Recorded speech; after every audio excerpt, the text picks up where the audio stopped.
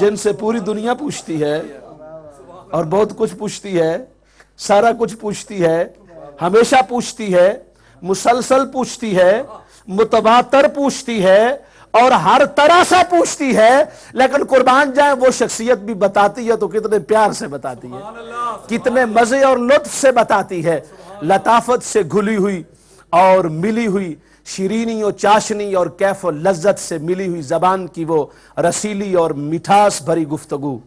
میری مراد ہے عالم اسلام کی عظیم عالم دین مفتی اعظم جناب حضرت علامہ مفتی محمد اکمل قادری صاحب، شان کے مطابق سرکار کے قرآن و سنت کا نور بانٹتے ہیں۔ محبت بھرے انداز میں، پرزور انداز میں نعرہ لگائیں، دونوں ہاتھوں کو بلند کر کے۔ حضرت پسند کرے یا نہ کرے، چونکہ ہماری رسم چل رہی ہے تو ہم آپ کا استقبال اپنے اسی کیفیت میں کرنا چاہیں گے۔ ہاتھ بلند کر کے نعرہ تکبیر، نہیں بلند آواز سے نعرہ تکبیر، نعرہ رسالت، نعرہ تحقیق، نعرہ حیدری، مفتی اعظم پاکستان۔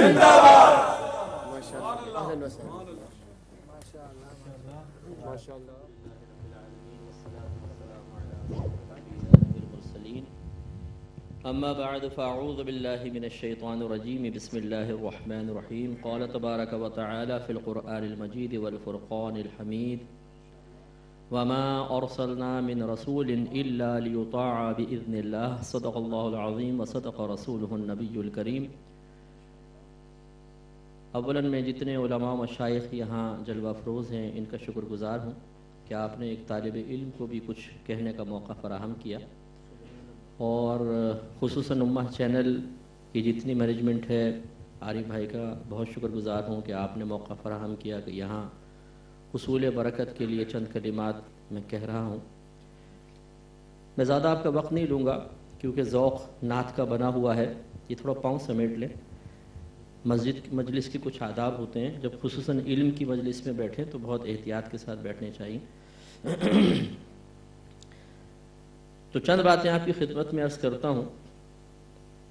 دیکھیں یہ بڑا متبرک اور مبارک مہینہ ہے جو گزر چکا ہے، مطلب ربیع الاول کا موقع بڑا مبارک موقع ہوتا ہے کہ اللہ تبارک و تعالیٰ کی طرف سے بے شمار رحمتوں اور برکتوں کا نزول ہوتا ہے، اور مسلمان حسن عقیدت کے ساتھ اس میں مختلف معمولات اختیار کرتے ہیں، اور نبی کریم صلی اللہ علیہ وسلم سے اپنی محبت اور جذباتی والہانہ وابستگی کا اظہار کرتے ہیں، اور امید یہی ہوتی ہے کہ اس کے ذریعے اللہ تبارک و تعالیٰ کی مزید رحمتیں، برکتیں، فضل و کرم حاصل کیا جائے۔ اور اللہ تعالیٰ اپنے بندے کے گمان کے ساتھ، نبی کریم صلی اللہ علیہ وسلم کا فرمان ہے کہ بندہ رب کریم سے جیسا گمان رکھتا ہے اللہ تبارک و تعالیٰ اس کے ساتھ ویسے ہی پیش آتا ہے۔ تو اگر حسن ظن قائم رکھتے ہوئے، حسن عقیدت کے ساتھ، اچھے نظریے کے ساتھ، اچھی سوچ، اچھی فکر کے ساتھ انسان کوئی عمل اختیار کرتا ہے، اور خصوصاً میں اس لفظ کا اضافہ کروں گا، ایک جملے کا اضافہ کروں گا کہ اچھے مستند علماء کرام کی ہدایت کی روشنی میں معمولات اختیار کرتا ہے، تو اللہ تبارک و تعالیٰ کی بہت بڑی کرم نوازی ہے، اللہ تعالیٰ بہت نوازتا ہے۔ لیکن یہ جو میں نے ایک آیت کریمہ آپ کی خدمت میں عرض کی ہے یہ بہت قابل توجہ ہے۔ اللہ تعالیٰ فرماتا ہے کہ وَمَا أَرْسَلْنَا مِن رَسُولٍ إِلَّا لِيُطَاعَ بِإِذْنِ اللَّهِ، ہم نے ہر رسول کو فقط اس ہی لیے بھیجا کہ اس کی اطاعت کی جائے۔ دیکھیں پیار، محبت، عشق دل میں اس کا موجود ہونا، پھر عمل کے ذریعے اس کا اظہار کرنا بہت اچھی چیز ہے، لیکن یہ ضرور ذہن میں رکھنا چاہیے کہ اگر اللہ تبارک و تعالیٰ کے احکامات کو انسان جان بوجھ کے فراموش کرے، اور انہیں فراموش کرنے کے بعد اپنی طرف سے کچھ اعمال اختیار کر کے یہ ذہن بنا لے کہ میں اللہ کی مرضی پہ نہ چلوں، اپنی مرضی کے مطابق کچھ کروں، اور آخرت میں انعام اللہ تعالیٰ میری مرضی کے مطابق عطا فرما دے، تو ایسا نہیں ہے۔ اللہ کی ذات بڑی بے نیاز ہے، اسے ہمارے اعمال سے کوئی فائدہ نہیں پہنچتا، نہ ہم اسے کوئی نقصان پہنچا سکتے ہیں، وہ بڑی بے نیاز ذات ہے۔ ہمارے اچھے یا برے عمل کا اچھا یا برا اثر ہماری اپنی ذات پر ہی مرتب ہوتا ہے۔ چنانچہ یہ تمام عقیدت کے اظہار اپنے مقام پر، لیکن اس کے ساتھ ساتھ اللہ تبارک و تعالیٰ کے احکامات پر عمل پیرا ہونا یہ ہمارے لیے انتہائی لازم و ضروری ہے۔ اب جو موجودہ صورتحال چل رہی ہے یہ انتہائی تشویشناک ہے کہ ہمارے مسلمان مختلف اس طرح کے امور اختیار کرنے کے بعد، جن کو میں نے پہلے کہا کہ اگر دائرہ شریعت میں رہ کر اور علماء اسلام کی ہدایت کی روشنی میں اختیار کیا جائے تو ضرور ان کو درجہ استحباب دیا جا سکتا ہے، اور یقیناً اللہ تبارک و تعالیٰ اس پر اخروی ثواب بھی مرتب فرمائے گا۔ لیکن اب بہت ساری ہماری عوام ایسی ہو گئی ہے، جن میں مرد حضرات بھی ہیں، خواتین بھی ہیں، کہ جو اس قسم کے معمولات کو اختیار کرنے کے بعد حقیقت دین کو اختیار کرنے یا اس کا سامنا کرنے کے لیے تیار نہیں ہیں۔ حالانکہ خود اللہ تبارک و تعالیٰ قرآن عظیم میں ارشاد فرماتا ہے کہ یا ایھا الذین آمنوا ادخلوا فی السلم کافہ، اے ایمان والو اسلام میں پورے پورے داخل ہو جاؤ۔ یہ صحیح طریقہ نہیں ہے کہ ہم چند تو جو چیزیں ہمارے لیے اعمال آسان ہوں ان کو اختیار کر لیں اور باقی جو تھوڑا مشکل محسوس ہو ان کو چھوڑ دیں، اور پھر ہم اضافی کچھ ایسی چیزیں اختیار کریں کہ جو میں نے جسے کہا چاہے وہ مستحب کیوں نہ ہوں لیکن وہ فرض یا واجب نہیں ہے، اور ان کے مقابلے میں فرض واجب کو چھوڑتے چلے جائیں تو یہ قطعاً غیر مناسب ہے۔ اب نبی کریم صلی اللہ علیہ وسلم کی محبت کو ہی لے لیجئے، لائٹنگ کرنا، جلوس نکالنا، نعتیں پڑھنا، نعت خوانی کرنا اور دیگر کھانے وغیرہ کھلانا، مبارکبادیں دینا بہت اچھی چیز ہے، لیکن جو اصل علامت محبت رسول ہمارے اکابر نے بیان فرمائی، اور اس آیت کریمہ میں اللہ تبارک و تعالیٰ نے صراحتاً اس کا ذکر کر دیا کہ نبی کا حکم ماننا، اطاعت رسول، اس سے ہمارا مسلمان بہت دور ہے۔ یہ عجیب و غریب محبت ہے۔ دیکھیں میں آپ سے پوچھتا ہوں، جتنے میرے ناظرین اس وقت ہمیں دیکھ رہے ہیں وہ ان سے بھی میرا سوال ہے کہ آپ اپنے آپ سے بھی پوچھیں، اگر آپ اپنی اولاد کو سب کچھ دیں، اچھی تعلیم، پیار، محبت، پیسہ، سب کچھ دیں، اور پھر آپ یہ کہیں کہ بیٹا یہ کام کرو، یہ نہ کرو، یہاں جاؤ، یہاں نہ جاؤ، یعنی کچھ حکم دیں، اور وہ آپ کی کسی بات کو نہ مانے اور آپ کی نافرمانی کرے، تو کیا وہ اچھی اولاد کہلائے گی؟ بتائیے کہ اچھی اولاد کہلائے گی؟ نہیں۔ اسے ان احسانات کے جواب میں اپنے والدین کا مطیع و فرما بردار ہونا چاہیے، انہیں اپنے والدین کا مطیع و فرما بردار ہونا چاہیے، تو ہم یہ کہیں گے کہ ہاں یہ ایک اچھی اولاد ہے۔ اور جتنے والدین نے اس پر احسانات کیے ہیں، جس نے مکمل بدلہ تو اولاد کبھی نہیں دے سکتی، لیکن چلو کچھ تو کوشش کی ہے نا۔ تو اسی طریقے سے ایک اور ہے،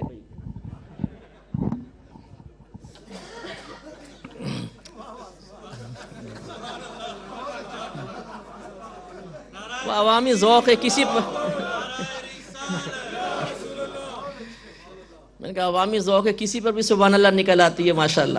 ہمارا تو ایسا ہی ہے کہ بس کچھ ہو بس سبحان اللہ۔ اب یہ سوچیے ذرا، اس پہ غور و تفکر کریں۔ میں تھوڑا سا بس یہ پیغام آپ کی خدمت میں عرض کرنا چاہ رہا ہوں، جو تھوڑا سا ہمیں تلخ ضرور محسوس ہوتا ہے، کیونکہ اب مسلمان کا ذوق عمل کا نہیں رہا۔ اگر ہماری اپنی اولاد نافرمانی کرے تو دل دکھتا ہے، دل تنگ ہو جاتا ہے، چہرے کا رنگ بگڑ جاتا ہے، بعض اوقات تو برین ہیمریج بھی ہو جاتا ہے، اور انسان بڑا افسردہ ہو کے 10 آدمیوں کے سامنے ذکر کرتا ہے، یار میری اولاد نافرمان ہے، کتنا میں نے ان کے ساتھ اچھا سلوک کیا اور میرے ساتھ یہ انجام۔ اب ذرا دیانتداری کے ساتھ اپنے نبی کریم صلی اللہ علیہ وسلم کے بارے میں بھی سوچئے کہ جو سرکار کے احسانات ہیں، کیا کروڑوں ماں باپ مل کر بھی ویسا احسان کر سکتے ہیں؟ اور اس کے جواب میں اس امت کی بے مروتی کا عالم یہ دیکھیں کیا ہے کہ ہم ان کے نام کے ترانے پڑھ رہے ہیں، نعتیں پڑھ رہے ہیں، لنگر کھا رہے ہیں، پیٹ بھر بھر کے کھا رہے ہیں، مبارکبادیں دے رہے ہیں، اور اللہ تعالی ہمیں نوازتا ہی چلا جا رہا ہے، اس کی کرم نوازی ہے۔ لیکن جب اس کے جواب میں نبی کریم صلی اللہ علیہ وسلم کا کوئی حکم ہمارے سامنے آتا ہے تو ہم کیا کرتے ہیں؟ ہم اپنے چہرے کو پھیر لیتے ہیں، ہم بے مروتی کا مظاہرہ کرتے ہیں۔ احکام شرعیہ جب ہمارے سامنے بیان کیے جائیں تو طبیعتیں خراب ہونے لگتی ہیں، دل میں ناپسندیدگی کے جذبات نمودار ہو جاتے ہیں، ہم چاہتے ہیں کہ ہمیں میٹھی میٹھی ایسی باتیں بتائیں کہ ہم کچھ بھی کرتے رہیں، بے نمازی رہیں، بیوی بچوں کے حقوق ادا کریں نہ کریں، لڑکیوں سے فرینڈشپ رکھیں، عورتیں مردوں سے مختلف تعلقات قائم کریں، کچھ بھی ہم گالی گلوچ کریں، حرام کمائیں، گورنمنٹ کے بینیفٹ جھوٹ بول بول کے کھاتے رہیں، لیکن بس ہمیں ایک ایسی آپ پیاری پیاری باتیں بتائیں کہ انشاءاللہ آپ میدان محشر میں آئیں گے، فرشتے آ کے آپ سے کہیں گے حضور آپ کہاں تھے، تشریف لائیے، سیدھے جنت میں تشریف لے جائیں، اور ہم سیدھے جنت میں چلے جائیں گے۔ ہمیں ایسی لوریاں سننے کو دل چاہتا۔ تو یہ ایک غلط چیز ہے، اس کو ذرا سوچئے، جس کے اندر کینسر پل رہا ہو اور کوئی آپ سے کہے کہ یار آپ کی صحت کا عالم کیا ہے، ماشاءاللہ آپ تو پہلوان ہیں پہلوان، تو کیا آپ کو اس کا یقین آئے گا؟ لیکن ہمیں یقین آ جاتا ہے، اپنی بے عملی کے باوجود، گناہوں کی کثرت کے باوجود کوئی ہمیں کہتا ہے انشاءاللہ آپ جنت میں جائیں گے، ہم فوراً یقین کر لیتے ہیں۔ ذرہ برابر ہم اپنا محاسبہ نہیں کرتے کہ ہمارا عمل کیا ہے، اور ہم کس بے دردی کے ساتھ نبی کریم صلی اللہ علیہ وسلم کے احکامات کو معمولی سمجھ کے اپنے پس پوش پھینک کر آنے والی نسلوں کے لیے ایک بری مثال بن رہے ہیں۔ اس لیے تھوڑا سا غور کیجئے، جملے شاید آپ کو سخت محسوس ہوں، لیکن میں آپ سے محبت کرتا ہوں، مجھے آپ سے پیار ہے، میں آپ کی آخرت کی بہتری چاہتا ہوں، اور یہ وہی جذبہ ہے جو ہمارے نبی کریم صلی اللہ علیہ وسلم کا جذبہ تھا۔ آپ فرماتے تھے کہ تم لوگ جہنم کی طرف بڑھ رہے ہو اور میں تمہیں تمہاری کمر سے پکڑ پکڑ کر اس سے پیچھے کھینچ رہا ہوں۔ ہم بھی یہ چاہتے ہیں کہ ہم اپنے مسلمان بھائی بہنوں کو غفلت سے جگائیں، یہ تمام کام آپ کریں، اس سے ڈبل کریں میں کہتا ہوں، لیکن جب اللہ تعالیٰ اس کے رسول کا کوئی حکم سامنے آئے تو پھر اس پر اکتفا نہ کریں کہ جی غلامی رسول میں موت بھی قبول ہے، بلکہ یہ بھی کہیں کہ غلامی رسول میں پوری داڑھی بھی قبول ہے، غلامی رسول میں 5 وقت نماز با جماعت پڑھنا بھی قبول ہے، غلامی رسول میں علم دین سیکھنا بھی قبول ہے، غلامی رسول میں لڑکیوں کا پیچھا چھوڑ دینا بھی قبول ہے، غلامی رسول میں فیک آئی ڈیز بنا کے لوگوں کو دھوکہ دینا اور جھوٹ بولنا ترک کر دینا بھی قبول ہے، غلامی رسول میں جھوٹ بول بول کر جھوٹے بینیفٹس لے لے کر اپنا بینک بیلنس بھرنا ترک کر دینا بھی قبول ہے، غلامی رسول میں نیک اعمال پر استقامت سے چلنا بھی قبول ہے۔ اسی طرح بہنیں نعرے لگائیں، دیکھیں بی بی فاطمہ رضی اللہ تعالی عنہا جگر گوشہ رسول، عورتوں کی بہت بڑی امام ہیں اپنے عمل کے لحاظ سے، وہ بی بی فاطمہ رضی اللہ تعالی عنہا کیا پیارا جواب دیتی ہیں کہ ایک دفعہ سرکار نے صحابہ سے پوچھا کہ بتاؤ ایک عورت کے لیے سب سے بہتر چیز کیا ہے؟ تو حضرت علی کرم اللہ وجہہ الکریم کہتے ہیں کہ میں چپکے سے پیچھے سے ہٹا، حجرے میں گیا اور میں نے فاطمہ سے یہ سوال کیا کہ نبی کریم صلی اللہ علیہ وسلم کویسچن کر رہے ہیں، سوال کر رہے ہیں کہ عورت کے لیے سب سے بہتر چیز کیا ہے؟ تو بی بی فاطمہ رضی اللہ تعالی عنہ نے جواب دیا کہ عورت کے لیے سب سے بہتر چیز یہ ہے کہ کسی نامحرم کی نگاہ کبھی بھی اس پر نہ پڑے۔ حضرت علی رضی اللہ تعالیٰ عنہ دوبارہ گئے، سوال کیا گیا تھا، اب یہ صحابہ سوچ ہی رہے تھے، حضرت علی نے کہا میں عرض کرتا ہوں، سرکار نے فرمایا جواب دیں، کہا کہ عورت کے لیے بہترین چیز یہ ہے کہ کوئی نامحرم اسے کبھی نہ دیکھے۔ تو سرکار نے شاید فرمایا کہ یقیناً یہ جواب فاطمہ نے دیا ہوگا، کیونکہ تربیت سرکار کی تھی۔ آج ہماری بہنیں چاہتی ہیں کسی بھی طریقے سے گھر سے باہر نکل کے مردوں کی نگاہیں کے سامنے آئیں، اور بی بی فاطمہ یہ فرمائیں، بی بی فاطمہ رضی اللہ تعالیٰ عنہ کی وصیت تھی کہ جب میں مر جاؤں تو میرا جنازہ رات میں اٹھایا جائے تاکہ میرے جنازے پر بھی کسی نامحرم کی نگاہ نہ پڑے۔ آپ ہماری نبی کریم صلی اللہ علیہ وسلم کی پیاری صاحبزادی عورتوں کو یہ حیا کا درس دے رہی ہیں، اور ہماری بہنیں وہ یہ نہیں کہتی ہیں کہ غلامی رسول میں پردہ بھی قبول ہے، غلامی رسول میں اپنے آپ کو گھر میں مقید رکھنا بھی قبول ہے، غلامی رسول میں اپنے شوہر کی اطاعت کر لینا بھی قبول ہے۔ مجھے ایک بھائی نے ایک جگہ کھانا میلاد کی مہینہ تھا، کھانا کھانے گئے تو ان بھائی نے کہا کہ مفتی صاحب ذرا اس کے سوال کا جواب دیں کہ یہ مہینہ آتا ہے تو ہماری، وہ اپنا کہہ رہے تھے، میں ہر ایک بہن کا نہیں کہہ رہا ہوں، کہ ہماری گھر سے بہنیں باہر چلی جاتی ہیں، اب میں روکتا ہوں تو بولتی ہیں کہ میں تو آج وہاں فلاں میلاد میں جا رہی ہوں، آج وہاں محفل ہے، فلاں جگہ محفل ہے۔ میں کہتا ہوں بچوں کو سنبھالو، گھر پر رہو، کچھ گھر پہ ٹائم دو، بولتی ہیں تم مجھے میلاد سے روک رہے ہو؟ تو میں ڈر جاتا ہوں کہ بھئی ہو سکتا ہے میں گناہ گار ہو جاؤں۔ یہ ہے ہماری بہنوں کی سوچ کہ نبی کریم صلی اللہ علیہ وسلم ارشاد فرمائیں کہ اگر میں کسی مخلوق کو سجدہ کرنے کا حکم دیتا تو بیویوں کو حکم دیتا کہ اپنے شوہروں کو سجدہ کریں. اتنا اللہ نے مقام و مرتبہ دیا ہے. لیکن ہماری بہنیں شاید یہ اصول بھلا بیٹھی ہیں کہ جو عقیدت دائرۂ شریعت سے باہر نکل کر اختیار کی جائے وہ اللہ تعالیٰ کی بارگاہ میں باعث قرب اور منزلت نہیں ہوتی بلکہ عذاب کا مستحق بنوا دیتی ہیں. شوہر کی اطاعت اس مہینے میں بھی واجب ہے، اس کے علاوہ بھی واجب ہے. چنانچہ احکام شرعیہ پر عمل کرنے کا ہمیں ذہن بنانا چاہیے، اور اس کے لیے خصوصی طور پر علم دین کا حصول انتہائی ضروری ہے.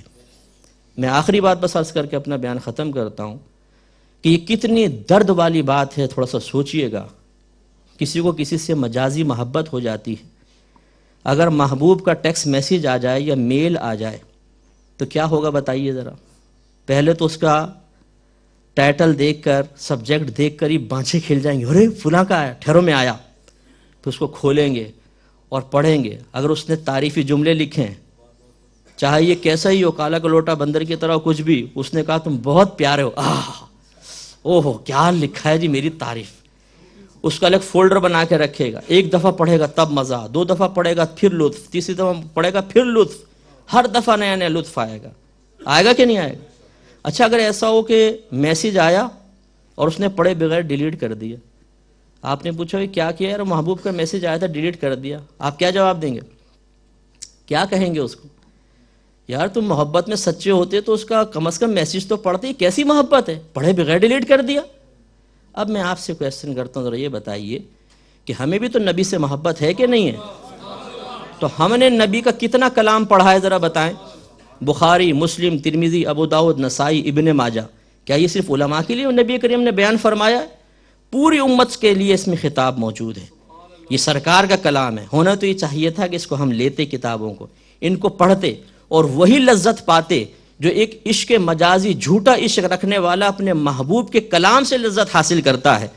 لیکن ہمارے ہاں المیہ یہ ہے کہ ہم میں سے بہت سے ایسے بیٹھے ہوں گے جنہوں نے یہ نام بھی چھ کتابوں کے نام ایک ساتھ پہلی مرتبہ سنے ہوں گے. مجھے ایسے لوگ بھی ملے ہیں جب ان کو کہا ہے نا نسائی تو انہوں نے کہا مجھ سے صاحب یہ کسی عورت کا نام ہے. انہیں یہ تک نہیں پتا کہ یہ سیاہ ستہ یہ کیا اہمیت کی حامل چیزیں ہیں. ہمارے گھر اس سے خالی ہیں. میں ہاتھ نہیں اٹھواتا ہوں لیکن غور کر لیں کتنوں کے پاس یہ کلام رسول موجود ہے. یہ وحی خفی ہے. وحی دو طرح کی، ایک وحی جلی واضح اور روشن وحی، ایک وحی خفی پوشیدہ وحی. حدیث کو وحی خفی کہا جاتا ہے اور یہ ہر گھر کی زینت ہونی چاہیے تھی. 6 کی 6 کتابیں جن میں برکت ہی برکت رکھی اللہ نے. ہمارے اکابرین نے فرمایا کہ جس گھر میں سیاہ ستہ ہو اس گھر پر ہم نے خاص رحمتوں کو نزول ہوتے دیکھا ہے. تو ان کتابوں کو رکھنا دور کی بات، بعضوں نے سنا نہیں ہے، بعضوں نے دیکھا نہیں ہے، بعضوں نے چھو کے نہیں دیکھا کہ بخاری کیا ہے. اس کا نتیجہ کیا نکلتا ہے؟ آپ فیس بک پہ چلے جائیں، ٹویٹر وغیرہ پہ چلے جائیں اور اس طرح سوشل میڈیا پہ جہاں جہاں معاملات ہیں وہاں ادھر سے حدیث کا ٹکڑا لیا، ادھر سے لیا، اپنے پاس سے بیچ میں تشریح گھسیڑی، لکھا اور نیچے لکھ دیا بخاری. ہمارے ینگسٹرز کو پڑھنے کے بعد ارے بخاری میں یوں ہے، ہمارے علماء تو یہ کہہ رہے ہیں. انہیں ایسا لگتا ہے جیسے اصل حدیثیں یہ ہیں، قرآن حدیث کا نچوڑ یہ ہے اور ہمارے علماء تو چنے بیچ رہے ہیں. وہ جب اس کو غلط چیز کو دیکھتے ہیں تو اس کی اصلاح کرنے والا ہر جگہ ان کو میسر نہیں ہوتا اور اس طرح گمراہ ہو جاتے ہیں. اگر یہ کتابیں ہمارے گھر میں موجود ہوں، کسی نے ود ریفرنس اگر کوئی غلط بات ڈالی بھی ہے، آپ اصل کتاب سے رجوع کریں، کھول کر دیکھیں. علمی خیانت آپ کے سامنے ظاہر ہو جائے گی کہ اپنے پاس سے اس میں غلط چیزیں ڈال دی جاتی ہیں، تشریحات ڈال دی جاتی ہیں، اس کو حدیث کا نام دے کر نیچے بخاری لکھ دیا جاتا ہے. اس لیے میں گزارش کروں گا کہ یہ کلام رسول بھی اپنے پاس رکھیں اور علماء سے تعلق مضبوط رکھیں تاکہ جب آپ پڑھیں اور کسی چیز کی زیادہ تشریح کی ضرورت ہو تو علماء اسلام سے رجوع کریں. لیکن یہ میں ضرور عرض کروں گا کہ ایسا نہیں کیجیے گا کہ آپ صحیح ستہ کو صرف حدیث کو براہ راست پڑھ کے نتائج اخذ کریں. کوئی ایک شرح لے لیں، جیسے نعمت الباری ایک اچھی شرح ہے حدیث کی، بخاری کی شرح ہے، یہ شرح صحیح مسلم، یہ مسلم کی شرح ہے، یہ لے لیں آپ. اور ایک تفسیر قرآن اپنے گھر میں ضرور رکھیں اور روزانہ 2 آیات ترجمہ اور تفسیر کے ساتھ پڑھیں تاکہ اللہ تعالیٰ سے بھی محبت کا تعلق مضبوط سے مضبوط تر ہو اور سرکار سے بھی محبت کا تعلق مضبوط ہو. اس طریقے سے علم بھی حاصل ہوگا انشاءاللہ.